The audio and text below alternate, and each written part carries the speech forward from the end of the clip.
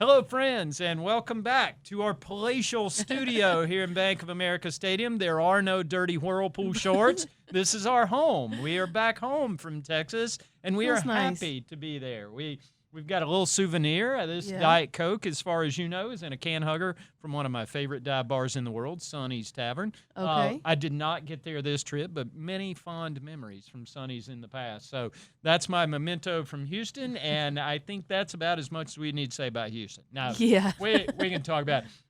Not the best trip. The game wasn't a whole lot to look at, but that's a preseason game for you when the starters don't play all that much. The offense went 3 and out a couple series in a row, and Dave Canales said, let's get them on out of here. You know, he said after the game he clearly wasn't thrilled with the way that thing went, and he said, I wanted them to earn those snaps, and they did not. Right. They definitely didn't. Granted, they're going up against a really, really good defensive front, and you know, there comes a balance in that decision. How long do you want to leave him out there in a preseason game when Will Anderson is blitzing and stuff like that? And so I get it, but not a great showing. It wasn't clunky. I'll give it that. Sometimes these preseason games it was efficient. It got over in a reasonable amount of time. Sometimes in these preseason games, you watch them and you go, what are they doing? You saw the vision for, like, with the play calling and things like that. It was more so just plays that didn't connect, especially on that first drive. You know, you throw that ball a little bit lower, T-Mac probably brings it in. JT Sanders comes down with those balls 9 times out of 10. So you saw the vision. The play itself wasn't clunky. It was just not really executed not successful. well. Not successful. Yeah. And listen, I know a lot of people are freaking out. I was driving in and listening to our friends on the radio earlier this morning, and everybody was, blah, blah, the sky is falling. Here's the thing. The Carolina Panthers starting offense has played 18 snaps in the preseason. I am not going to freak out and declare anything one way or another based on 18 snaps. Right. So, you know, we'll see. And they're going to practice this week. They'll practice coming out of the third preseason game as they start making cuts and all that kind of stuff. There's work to be done, and they've obviously got to polish some stuff up. But I don't think preseason snaps should be indicative of necessarily anything. Especially when we saw this offense at times last year. You even saw it in games in the second half of that season. It was usually around the second quarter, especially the third quarter, when you could tell, okay, Bryce has figured out exactly what they're doing on defense today. You can't really do that in 6 snaps. So, again, not a great showing. Definitely some things to work on, but I'm not coming away necessarily concerned. Maybe a little more on defense. The run defense looked noticeably different for the 3 snaps Derrick Brown was in there. But it was only 3 snaps. And so, you know, what does that look like when he's out there for a full game? That's going to be exciting to see. We're not going to see it against the Steelers because starters aren't playing. But again, some questions answered, a lot more questions arisen.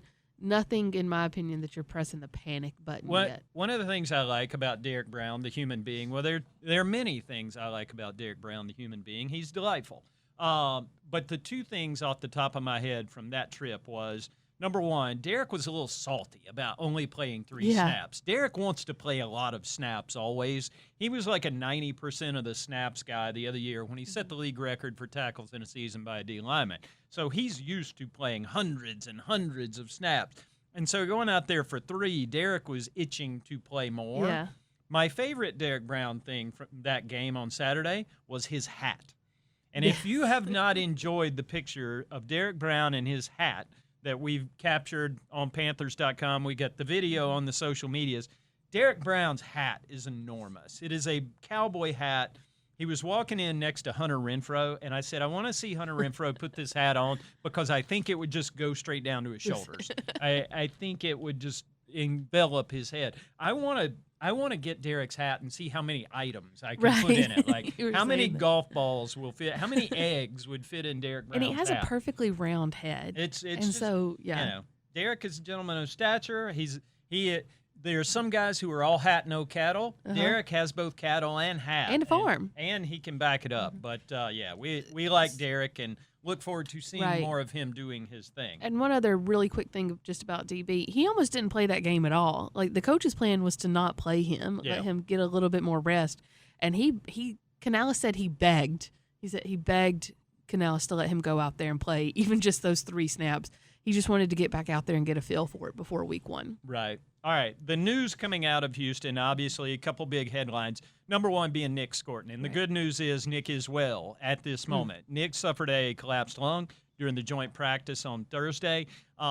Initially, they thought he was just suffering from heat-related symptoms. He was, struggling to catch his breath.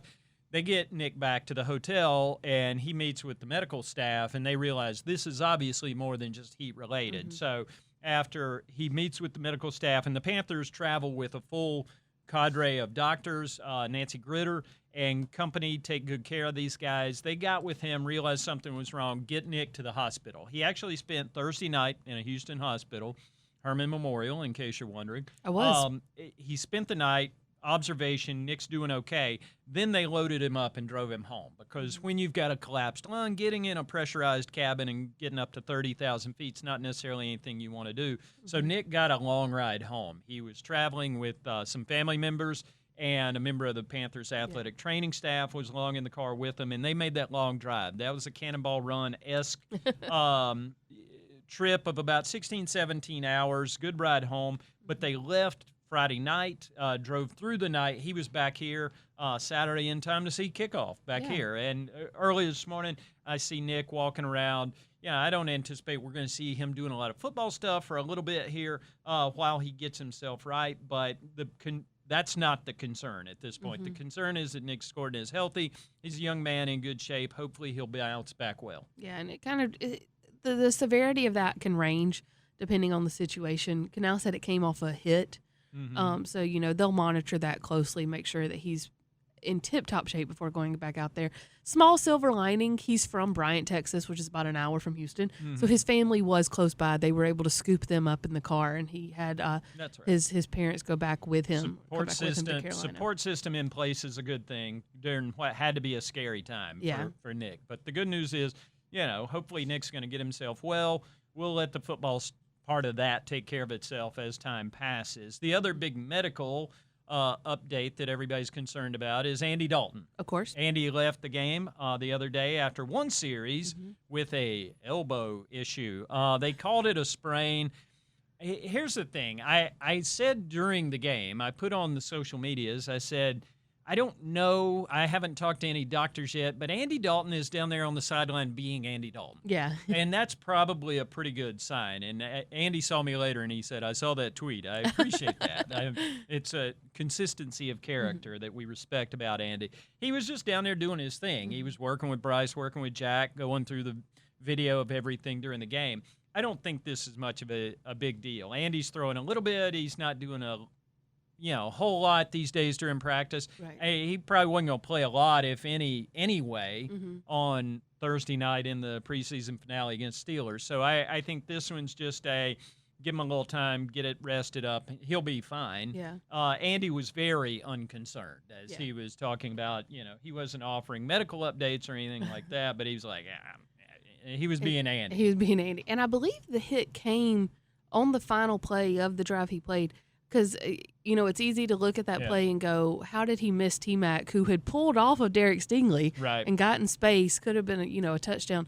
How did he miss a wide-open T-Mac? That's when he got hit. So the ball came out after his arm got hit. The reason that ball flew the way it flew is because a full-speed Daniil Hunter hit his throwing completely arm. Changed the trajectory of the throw. The aeronautical properties of a football somehow change when Daniil Hunter is slamming into you at full speed. So Andy's going to be all right, is the short takeaway. But with Andy Dalton a little dinged up and you need another quarterback for Thursday's game, Carolina Panthers have a new quarterback, friends, and he's wearing number 10. And his name? And his name is Bryce. How about that? That's not going to get confusing at all. He's a slightly taller Bryce, Bryce. Bryce Perkins, the MVP of the UFL, of course. MVP of the UFL, multiple record holder at UVA. Yep. Guy that played 2 years with the Los Angeles Rams, won a Super Bowl ring with the Rams. And he has many friends here. And he has many friends here. Distinction I can't wait because of where he was on the depth chart at the Rams. I can't wait to talk to guys like Nick Scott, Ashawn Robinson, because they probably faced him a lot in practice, and to find out what that's like. But a guy that left the Rams, went to the UFL, and really kind of refined his game. Yep. So obviously, we don't know what his time with us will be, but interested to see what he might have learned in the UFL, what he might have really worked on the past year or Right. so, and how it's going to translate now back to the NFL. You know what he's doing this week, though? Cramming like he was Right. in college back in the UVA days, because he's trying to learn a whole new offense in a couple of days so he can go out there and function on Thursday night against Steelers. Yeah, he is a true dual threat quarterback as well. So maybe we'll see some of that too. See some running from him. I don't know. I'm excited to watch him play. I mean, like I said, this is a guy that set a lot of records in college, a guy that set a lot of records in the UFL this past season too. He won MVP despite missing 3 games due to an ankle injury. That's go. how well he played in the 7 games he appeared That's right. during the regular season. Was he a Michigan Panther? He was a Michigan Panther, so So- he is still a Panther. A Panthers legend already. We'll get him in here. Bryce, for the record, will be wearing number 10. Mm-hmm. Do you know the last quarterback to wear number 10 for your Carolina Panthers? Steve Berline, I'm just guessing. No, Steve Berline was 7. Come on. Oh, give me a hint. What year? It was 2010. That would have been pre-Cam. Vinny Testaverde. No, that's the answer to most of my stories. I just say that because you brought up Vinny Testaverde 4 different times while we were in Houston. The other thing, I do tell stories a lot. This is true, and I like telling a good Vinny Testaverde story. Maybe I'll share one on the Happy Half Hour sometime. No, that would be Armani Edwards, Appalachian State legend who came here. Should've He known. was mostly a wide receiver, but he got to run around a little bit and play some quarterback. He was an emergency quarterback. That's right. So, and he was a really good You know, one at after- Appalachian State, baby. After Bryce was pulled the other day, and then Andy was obviously hurt, and Jack Plummer ended up playing the bulk of the game, I sat there and wondered, like, what happens if Jack gets hurt? Who's going out there? So I started going through my mind, like, who could be the emergency quarterback? I came down to Mitchell Evans, guy that played quarterback in high school a good bit. Threw it a couple of times while he was at Notre Dame as well. He was at the top of my list for emergency quarterback. That's probably the answer. You know Okay. what the answer is not? Who? J.J. Jansen. JJ. Somebody actually He asked. actually plays quarterback in practice a good bit. Yeah, JJ can throw it around a little bit for a 40-year-old long snapper, but he's You just aged him like 3 years. he is not going to. He's 40 in my mind. He's got dad energy, so he JJ will not be playing quarterback. No, that is not the case. But I was downstairs the other day, and it came up the fact that he doesn't in practice a lot. And it was me, JJ, and Andy Dalton standing there, and Jonathan Cooley. And we were trying to figure out, like, what JJ would have to say to Dave Canales to convince him to let JJ play quarterback in a game for at least one snap. And then we were like, Andy was like, you could probably run this, you could probably run that. And Cooley was like, no, I could defend it easily with this. I could defend, like, and so we were trying to figure out what a J.J. Jansen quarterback snap in a game would look like, but hopefully we never have to find out. No offense, J.J. yeah, I think the other thing we're not thinking about here is not just who the emergency quarterback would be in that situation, who's the emergency long snapper in that Right. situation. And that's a more precious I commodity guess you than put a center quarterback out there and sometimes. tell him to just really put some juice on it. Yeah, it's as I always get a kick out of Austin Corbett when we get to this time of year, and a lot of guys are cycling through different positions, and every now and then you look up and you see, oh, there's Jared Kingston playing center in the preseason, and there's Jared Kingston, and it's like one of Austin's famous lines is, "We're all the backup center." Anybody who's not a starting anything is the backup center also somewhere down the line. This does remind me, though, last year on Fridays, they would put Felipe Franks at long snapper just to have an emergency guy. So I wonder who the emergency long snapper will be this year. Felipe obviously in Atlanta now. So, yeah, who are they going to practice on Fridays? We will get to the bottom of that at some point. The one thing speaking of story time, and this isn't a Vinny Testaverde story. This is a Chris Mangum story. Okay. Many moons ago, Chris Mangum was a blocking tight end from Ole Miss who was here during some of the Jake Delhomme glory years. Mangum was a good Wow, dude. that is a football picture right there. Yes. Mangy was a football guy to his core, and as he got toward the end of his celebrated 10-year NFL career, he started getting worried about his roster spot. And so Chris had the brainstorm one summer he decided, I'm going to learn how to long snap. So he talked to some other long snappers and figured out he was going to do this, and he got Jason Kyle to give him a few pointers. Well, Chris actually lived in a neighborhood near one of my old friends who just happened to be nearby. And every afternoon, John Hines would get home from work, and Mangum would knock on his door and be like, come out here in the cul-de-sac. I need you to shag a few long snaps for me. And they were standing in the cul-de-sac. Yeah. He was shagging long snaps from an NFL tight end. So That's funny. that's the commitment you have to have, because in the NFL, the number one answer is the more you can do. The more you can do. And the more you can do. That. We've got more coming up for you. Keep it locked on Panthers.com all afternoon. We're going to have updates rolling in throughout the afternoon. We'll get them to you, but it's good to be home. Yes. Keep it locked on Panthers.com. We got some good stuff coming for you this week. There's a tease on the YouTube channel. Stay tuned for that later this evening. And tomorrow we got some good stuff coming your way that you will be excited to see, in addition to our normal happy half hour. We're going to keep this daily thing going through the Pittsburgh game, and then we'll see what happens after that. We're trying to figure out the details of what the happy half hour looks like during the regular season. But if you have suggestions, put them in the comments. That's right. Just let us know. There's never too much happy half hour, right, friends? At any rate, don't answer that. Or maybe you should. We will see you here tomorrow on the happy half hour. That much I know.